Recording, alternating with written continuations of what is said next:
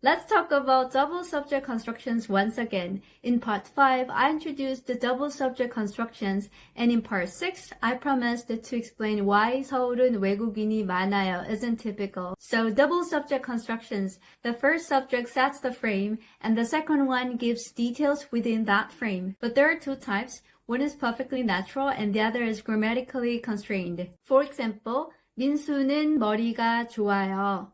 Totally fine, but 서울은 외국인이 많아요.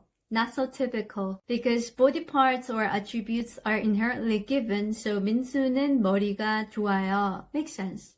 But foreigners in Seoul isn't inherently given, so 서울은 외국인이 많아요 usually appears in the middle of a conversation when Seoul already has been mentioned or is already part of the context. Here's another everyday example. Imagine this. You walk into a small local restaurant. You don't know the food. You don't know the place. In English, you'd say, what's good here? In Korean, 여기는 뭐가 맛있어요? Or 뭐가 맛있어요? It's fair enough. You can drop 여기 because 여기 is already obvious from the situation.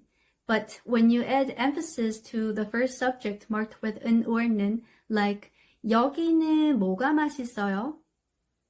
It sounds like you're comparing this place with another. By the way, some people ask me if 여기 is the grammatical subject. In Korean syntax, that's actually debated because a place cannot logically be tasty, right? But what matters is this is how Korean people really speak. Here's the rule of thumb. Attach 은 or 는 to the ongoing topic, then keep talking about the details within that frame. That's why double subject constructions make conversation smooth and efficient. Once the topic is clear, everything else will flow naturally.